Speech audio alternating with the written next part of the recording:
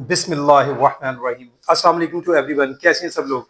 बेटा आज हम क्लास 10th फिजिक्स उसके चैप्टर नंबर जो है वो इस बुक के हिसाब से वैसे तो 1 होता है, लेकिन इस जो नंबरिंग है वो उसका चैप्टर नंबर 10 है। तो चैप्टर नंबर 10 जो है आज हम स्टार्ट कर रहे हैं। क्लास 10th का वैसे चैप्टर नंबर 1 है, ओवरऑल ये फिजिक्स का चैप्टर नंबर 10 कहलाएगा। तो उसको आज हम स्टार्ट ले रहे हैं। उसका है जी लेक्चर नंबर 1। तो उसमें आज हम क्या बात करेंगे, हमारी बात होगी सिंपल हार्मोनिक मोशन पर, कि सिंपल हार्मोनिक मोशन क्या होती है और उसकी टाइप्स हैं, आगे उसकी एग्जांपल्स हैं, उनको हम बारी बारी डील करेंगे। तो पहले तो हम देखते हैं कि सिंपल हार्मोनिक मोशन पर मैं बात करूंगा कि सिंपल हार्मोनिक मोशन क्या है।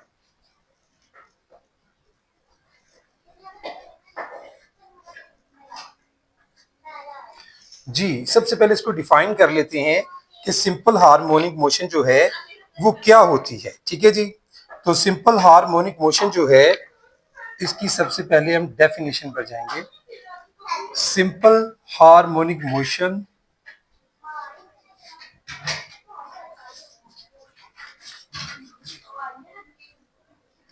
सिंपल हार्मोनिक मोशन, इसको मैं SHM से ज्यादातर डिनोट किया करूंगा, SHM यानी सिंपल हार्मोनिक मोशन। ठीक है। तो डेफिनेशन क्या होगी? Simple harmonic motion occurs when net force when the net force is directly proportional to the displacement from the mean position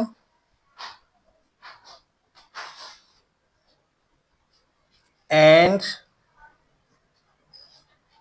is always directed towards the mean position. mean position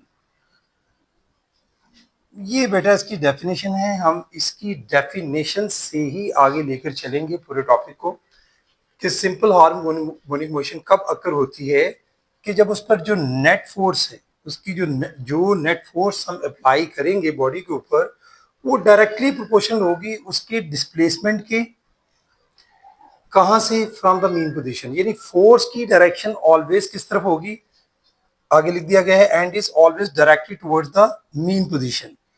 तो इसी को हमने लेके चलना है topic को। इसका क्या मतलब है ये जरा डेफिनेशन आप लोगों ने देख ली है, मैं इसको रेज कर रहा हूं, फिर हम जरा आगे चलते हैं इसी को लेकर के आया हमने बात क्या करनी है। इसी डेफिनेशन को हमने आगे लेके चलना है। इसकी एग्जांपल हम ले रहे हैं। टॉपिक में 3 एग्जांपल हैं इससे रिलेटेड, लेकिन पहली एग्जांपल है motion of mass attached to a spring. लेकिन ये फर्स्ट एग्जांपल हम डील कर रहे हैं। फर्स्ट ऑफ ऑल इसकी motion of mass attached to a string. Motion of a mass attached to a spring. ठीक है जी। एक बॉडी की मोशन को हम डील करेंगे जिसको हमने स्प्रिंग के साथ अटैच किया हुआ है। अगर किसी बॉडी को स्प्रिंग के साथ अटैच किया जाता है तो उसको आमतौर पर स्लिंकी बोला जाता है। तो देखिए जी, ये मैं बना रहा हूँ छोटी सी डायग्राम, आपको ज्यादा बेहतर समझ आएगी। एक हॉरिजॉन्टल सरफेस है, इसके ऊपर हमने यहाँ पर एक स्प्रिंग लिया है। इस स्प्रिंग के साथ यहाँ पर हमने एक बॉडी जो है जिसका मास m है उसको अटैच कर दिया है। ठीक है जी, ध्यान से समझने आपने इसको। ये एक स्प्रिंग है जिसके साथ हमने एक बॉडी को अटैच किया है जिसका मास m है। यहाँ पर अगर हम बात करें, इस पर जो फोर्स एक्ट कर रही है वो नेट फोर्स इस पर क्या है? 0 है। क्योंकि जितना इसका आप यहाँ पर देख सकते हैं, इस मास का, समझ लें बॉडी का मास है, उतना इस पर रिएक्शन जो है वो होगा। इसके जो जिस सरफेस पर पड़ा है वो नेट फोर्स जो है उसके वेट के इक्वल फोर्स एक्ट तो कर रही है, लेकिन रिएक्शन फोर्स भी उतनी है। यहाँ पर इसकी नेट फोर्स 0 होगी। अब हमने क्या किया है कि हमने इस पर फोर्स अप्लाई करके एक और डायग्राम बनाता हूं ताकि हमने इस बॉडी को यहां से मूव किया है आगे की तरफ, मतलब यही बॉडी जो है वो देखें कि वो अब यहां इस पोजीशन पर मैस चला गया है। यानी अभी जो बॉडी की पोजीशन थी वो ये थी, इसको मैं पॉइंट ओ से डिनोट कर देता हूं, ठीक है। अब वो बॉडी जो है वो किस पोजीशन पर चला गया है, ए पोजीशन पर। और किस वजह से क्या है कि हमने इस पर फोर्स अप्लाई की है और हमने इसको स्ट्रेच किया है। स्ट्रेच भी कर सकते थे, ठीक है जी, कंप्रेस भी कर सकते थे, तो दोनों तरह से हो सकते। हमने इसको स्ट्रेच किया है, खींचा है, तो ये यहाँ पर इस पॉइंट पर चला गया है, पॉइंट ए पर। लेकिन होगा क्या, आपको पता है कि स्प्रिंग है, जैसे ही आप इसको रिलीज करेंगे तो रिलीज करने पर ये वापस मेन पोजीशन की तरफ मूव करेगा। यानी हमारी जो फोर्स की डायरेक्शन है, जो हमने अभी उसमें बात की थी, वो ऑलवेज किस तरफ है, फोर्स की डायरेक्शन। यहाँ पर फोर्स की डायरेक्शन जो है वो मेन पोजीशन ओ की तरफ है, ठीक है। अब वो बॉडी यहाँ पर जब वो वापस आता है तो वो आकर पॉइंट ओ पर रुकता नहीं है। वैसे तो उसको रुक जाना चाहिए क्योंकि हमने यहाँ से यहाँ तक खींचा था उसको, तो यहाँ पे आगे इस मेन पोजीशन पर रुक जाता, लेकिन वो रुका नहीं है। वो रुका क्यों नहीं है, क्योंकि आप जानते हैं बिकॉज ऑफ इनर्शिया कोई भी बॉडी अगर मूव कर रहा होता है तो वो अपनी पोजीशन को, मूविंग पोजीशन को कंटिन्यू रखना चाहता है। अगर वो बिल्कुल स्टिल सॉकिंग या स्टॉप है तो वो अपनी उस पोजीशन को कायम रखना चाहता है। तो भाई बिकॉज ऑफ इनर्शिया बॉडी जो है चूंकि मूव कर रहा है तो वो यहाँ आकर रुकेगा नहीं। एक थर्ड डायग्राम में बना रहा हूँ इसकी, ये देखें कि वो कहां जाएगा फिर। वो सपोज समझ लें कि वो बॉडी जो है वो यहां पर इस पॉइंट बी पर जो मैस है वो यहां आ जाता है। यानी बजाय वो ये जो पॉइंट हमारा मेन पोजीशन ओ का था, यहां पर उसके रुकने की बजाय अभी जो बॉडी है, सादा लफ्जों में बता देता हूं कि बॉडी जो है वो यहां पर आकर रुकने की बजाय बी पोजीशन पर चला गया है। यानी ये हमारी ओ जो थी क्या थी, ये मेन पोजीशन थी। यहां से बॉडी को हम लेकर के ए पोजीशन पर, वो ओ पे रुकने की बजाय कहां पे आ गया है, बिकॉज ऑफ इनर्शिया वो बी तक चला जाता है। अब ये जो सारी मूवमेंट है आप देखें ये क्या है, आप देख सकते हैं कि बॉडी जो है वो अपनी एक मेन पोजीशन के गिर्द जो है, हम उसको लेकर के एक पर्टिकुलर डिस्टेंस पर, वहां से वो वापस उस पर आने की बजाय फिर वो आगे चला जाता है, लेकिन वहां भी वो रुकता नहीं है। रुकने की बजाय दोबारा फिर वो मेन पोजीशन की तरफ जाता है। लेकिन यहां पर भी क्या होगा कि वो बिकॉज ऑफ इनर्शिया रुकेगा नहीं और फिर पॉइंट ए की तरफ चला जाएगा। ये मोशन वैसे तो रिपीटेड इसमें होती जाती है, उस पर हम अभी बात करते हैं। लेकिन अभी जो हम पहले बात कर रहे हैं कि फोर्स यहाँ पर जो हमने अप्लाई की, वो फोर्स जो है हमने क्या कहा था सिंपल हार्मोनिक मोशन में, वो डिस्प्लेसमेंट जो उसने ट्रेवल किया यहां से लेकर बॉडी जो है हमने यहां तक मूव किया, तो उसने कुछ डिस्प्लेसमेंट ट्रेवल किया है। यानी पॉइंट ओ से लेकर तो वो मेन पोजीशन से ए तक उसने डिस्प्लेसमेंट ट्रेवल किया है, तो फोर्स इसके डायरेक्टली प्रोपोर्शनल है। Force is directly proportional to x है। लेकिन अगर आप यहां से देखें, फोर्स की चूंकि डायरेक्शन जो है वो ऑल द टाइम क्या है, वो टुवर्ड्स मीन पोजीशन है, तो डिस्प्लेसमेंट के अपोजिट है। तो यानी हम कह सकते हैं कि एफ जो है वो directly proportional to minus x है। हुक का लॉ भी यही है। अगर आप हुक का लॉ देखें तो वो भी यही कहता है कि जब आप किसी भी स्प्रिंग में कोई चीज लेके आते हैं तो फोर्स उसके डायरेक्टली प्रोपोर्शनल होती है। तो आप ये भी जानते हैं कि अगर हम लोग डायरेक्टली प्रोपोर्शनल के साइन को खत्म करना चाहें तो हमें किसी कांस्टेंट से मल्टीप्लाई करना पड़ता है। यहाँ पर भी हम इसको मल्टीप्लाई करेंगे के के साथ, तो ये हमारे पास क्या वैल्यू बन जाएगी, minus k x. F is equal to minus k x. और अगर हम यहाँ से के की वैल्यू फाइंड आउट करना चाहें तो के किसके इक्वल होगा, के इज इक्वल होगा माइनस, ये देखें एक्स दूसरी तरफ चला जाएगा, यानी माइनस एफ ओवर एक्स। ये हमारे पास के की वैल्यू जो है वो हमें हासिल होती है कांस्टेंट के। और इस पर भी मैं थोड़ी सी बात कर दूं कि जो कांस्टेंट के होता है वो मैं आपको बता दूं कि भाई वो डिपेंड करता है कि आपका जो स्प्रिंग है, ठीक है, उसकी स्टिफनेस पर। जितनी ज्यादा उसकी स्टिफनेस होगी उतनी कांस्टेंट ऑफ के की वैल्यू ज्यादा होगी। अगर स्टिफनेस कम होगी, मतलब वो लूज होगा स्प्रिंग, तो उसकी के की वैल्यू भी कम होगी। और एक और बात आगे आगे करते हैं हम लोग। यहां से देखेंगे जो एफ है, न्यूटन्स लॉ के मुताबिक एफ किसके इक्वल होता है, F is equal to m a. Newton second law में आपने पढ़ा है 9th क्लास में कि एफ किसके इक्वल होता है, एम ए के। और अगर मैं यहाँ पर एफ की वैल्यू एम ए पुट करता हूँ, यानी ये इसका नाम अगर मैं इक्वेशन 1 रख देता हूँ, तो आप F is equal to m a आप किस में पुट कर रहे हैं, put in equation 1, put in equation 1, ठीक है, जो मैंने इसका नाम रखा।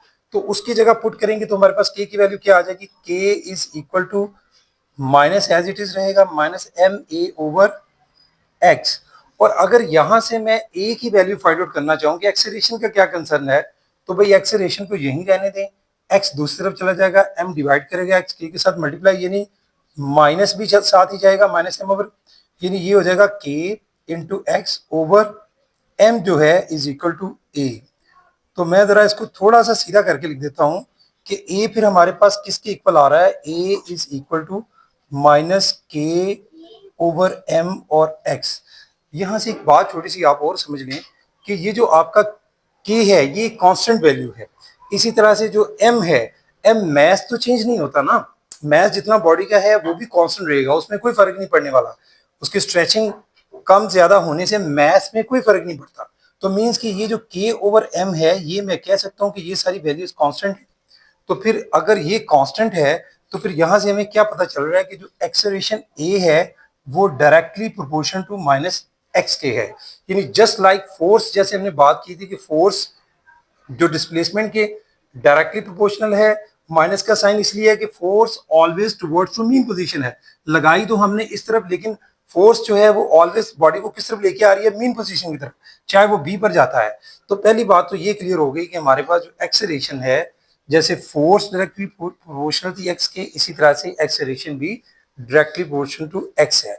अब हम जरा बात कर लेते हैं इन सारे प्रोसीजर की कि सारे में हो क्या रहा है। देखें, जब बॉडी था मीन पोजीशन ओ पर, उस वक्त फोर्स क्या थी, जीरो। अब हमने उसमें फोर्स से इसको ले गए सच करके एम पोजीशन को, मैस को ए पोजीशन पर। जब वो ए पोजीशन पर हम उसको लेके जाते हैं तो वहां पर क्या होता है, वहां पर हम उसको थोड़ी देर के लिए यहाँ पर छोड़ते हैं, तो छोड़ने के बाद बॉडी जो है वो बैक मूव करता है, किस वजह से, क्योंकि उसके अंदर पैदा हो जाती है रीस्टोरिंग फोर्स। क्या पैदा होती है यहाँ पर, कि उसने फोर्स को अपने अंदर रीस्टोर कर लिया है जब हम उसको खींच के यहाँ तक ले गए। तो रीस्टोरिंग फोर्स की वजह से बॉडी जो है वो वापस मूव करता है। अब वो जो वापस मूव करता है तो वापस मूव करते हुए वो जो मेन पोजीशन ओ है, चाहिए तो ये था कि वहां पे वो स्टॉप कर जाता, लेकिन वो वहां स्टॉप नहीं करता, वो बजाय वहां स्टॉप करने के, रुकने के, वो इनर्शिया की वजह से, कहां से, किस वजह से, यहाँ पर बिकॉज ऑफ इनर्शिया जो है बॉडी यहां से मजीद आगे की तरफ चला जाता है और वो कहां जाके पॉइंट बी पर जाकर रुकता है। तो पॉइंट बी पर चाहिए तो ये था कि वो यहां भी स्टॉप करता, लेकिन यहां वो स्टॉप नहीं करता। क्यों स्टॉप नहीं करता, एक लम्हे के लिए तो स्टॉप करता है, लेकिन यहां पर भी दोबारा से उसमें फोर्स फिर से रिस्टोर होगी, जो रिस्टोरिंग फोर्स है उसको फिर से मूव करवा देती है, और वो रिस्टोरिंग फोर्स की वजह से दोबारा मूव करता है मीन पोजीशन की तरफ। यानी फोर्स ऑल द टाइम, जो फोर्स की डायरेक्शन है वो मीन पोजीशन की तरफ है, रिस्टोरिंग फोर्स की वजह से फिर वो मीन पोजीशन की तरफ जाता है। अब वो जो मीन पोजीशन की तरफ मूव करता है तो वहां ऊपर जाकर फिर से वो नहीं रुक पाता। क्यों नहीं रुक पाता इस पोजीशन पर जाकर, उसकी रीजन ये होती है कि जब वो यहाँ पहुंचता है तो बिकॉज ऑफ इनर्शिया, इनर्शिया की वजह से अपनी मोशन को वो कंटिन्यू रखना चाहता है, तो वो दोबारा से पॉइंट ए की तरफ मूव कर जाता है। जब वो ए की तरफ मूव करेगा तो बात फिर वही है, रिपीटेड प्रोसेस वही शुरू हो जाएगा, रिस्टोरिंग फोर्स। और जो बॉडी है जो मैस के साथ अटैच था वो मीन पोजीशन के बिल्कुल कभी ए पोजीशन पर, कभी यानी उसी के गिर्द जो है ए और बी तक बॉडी मूव करना, यानी सादा लफ्जों में to and fro motion, back and forth motion, जिसको हम क्या नाम देते हैं, वाइब्रेटरी मोशन। तो भाई यही हमारा सिंपल हार्मोनिक मोशन में भी हो रहा है कि भाई बॉडी जो है वो वाइब्रेट कर रहा है अपनी मेन पोजीशन के गिर्द, back and forth, to and fro. तो यही हमारी सिंपल हार्मोनिक मोशन है। इसमें जो है बॉडी जो है वो बार बार अपनी मेन पोजीशन के गिर्द मूव करता है, और ये एक वाइब्रेटरी मोशन की टाइप है सिंपल हार्मोनिक मोशन, जो हमने आज डिस्कस की है। बाकी इसकी रीडिंग जो है वो आप बुक से कर सकते हैं। छोटे से एक दो पॉइंट और भी आपको इसमें मैं क्लियर कर देता हूं कि इसमें जो इसके मीन काइनेटिक एनर्जी और पोटेंशियल एनर्जी का कंसेप्ट आपको मैं थोड़ा सा समझा दूं कि अगर बॉडी जो है वो ये जीरो यानी मेन पोजीशन से पॉइंट ए पर जब वो जाता है तो यहाँ पर जाकर क्या होगा कि उसके अंदर फोर्स रिस्टोर हो जाती है, और यहाँ पर उसमें जो पोटेंशियल एनर्जी है वो मैक्सिमम होगी। इस पॉइंट पर पोटेंशियल एनर्जी क्या होगी, पोटेंशियल एनर्जी मैक्स यानी मैक्सिमम होगी पॉइंट ए पर। लेकिन जैसे ही वो पॉइंट ए से वापसी ओ की तरफ मूव करता है तो यहाँ पर उसकी पोटेंशियल एनर्जी क्या हो जाएगी, जीरो। लेकिन उसके बाद वो वहां रुकता नहीं है, आगे फिर वो काइनेटिक यानी मूव करता है, मूव करने की वजह से पॉइंट बी पर चला जाता है, फिर वही बात की पोटेंशियल एनर्जी मैक्सिमम पॉइंट पर क्या होगी, मैक्सिमम। इसके बिल्कुल ऑपोजिट जो है, जहां पर पोटेंशियल एनर्जी जीरो हो रही है, आपने देखा होगा कि एनर्जी कभी खत्म नहीं होती, एनर्जी सिर्फ एक फॉर्म से दूसरी फॉर्म में कन्वर्ट होती है, ये असूल है। तो जो पोटेंशियल एनर्जी जहां जीरो हो रही है वहां पर काइनेटिक एनर्जी उसकी मूवमेंट की वजह से प्रोड्यूस होगी और वो मैक्सिमम होगी, यानी जीरो पॉइंट पर मेन पोजीशन पर काइनेटिक एनर्जी मैक्सिमम। लेकिन यही काइनेटिक एनर्जी जब वो ए पॉइंट पर पहुंचता है, ए पॉइंट पर या बी पॉइंट पर जाता है, वहां कुछ लम्हे के लिए बॉडी स्टॉप करता है, जो एक लम्हे के लिए स्टॉप करता है तो वहां पर काइनेटिक एनर्जी क्या हो जाएगी, यहां पर kinetic energy zero, point A पर भी और पॉइंट बी पर भी काइनेटिक एनर्जी क्या होगी, जीरो होगी, और वो मैक्सिमम होगी पॉइंट ओ पर। उसके बरक्स पोटेंशियल एनर्जी जहां पर रिस्टोरिंग फोर्स जो है उसके अंदर पैदा होती है बॉडी के अंदर, वो पॉइंट ए और बी है, वहां पोटेंशियल एनर्जी मैक्सिमम होगी। लेकिन जब वो पोटेंशियल एनर्जी को यूज करके मूव करते हुए मेन पोजीशन ओ पर आता है तो वहां तक उसकी पोटेंशियल एनर्जी क्या हो जाती है, जीरो। तो भाई ये था असल में सारा वो कंसेप्ट जो आपको समझाने वाला था। बाकी इसमें आप इसको रीड आउट कर सकते हैं टॉपिक को अच्छे से। और आखिर में इसके लिए हम लोग जो है वो एक छोटी सी बात है कि हम लोग इसको फाइंड आउट करने के लिए, अगर हम यहाँ से हम लोग फाइंड आउट करते हैं, इसमें से टी की वैल्यू फाइंड आउट की जाती है आमतौर पर, वो फार्मूला मैं लिख देता हूँ कि कैपिटल टी जो है वो किसके इक्वल होता है, 2 पाई m/k अंडर रूट फॉर्म में होता है ये। तो ये वो फार्मूला है जो हम लोग अप्लाई करेंगे टाइम ड्यूरेशन, ठीक है, निकालने के लिए, टाइम पीरियड निकालने के लिए 2 पाई m/k अंडर रूट में। तो बेटा ये था हमारा आज का टॉपिक, सिंपल हार्मोनिक मोशन, जिसको हमने डिफाइन किया और उसके बाद उसको एक एग्जांपल स्लिंकी उसके साथ डिस्कस किया। तो अभी इसकी 2 एग्जांपल्स और भी हैं, इंशाल्लाह वो मैं आपको अपने नेक्स्ट लेक्चर में उनकी मदद से भी आपको एक्सप्लेन करूंगा सिंपल हार्मोनिक मोशन को। आज के लिए इतना ही, थैंक यू वेरी मच, अस्सलाम वालेकुम।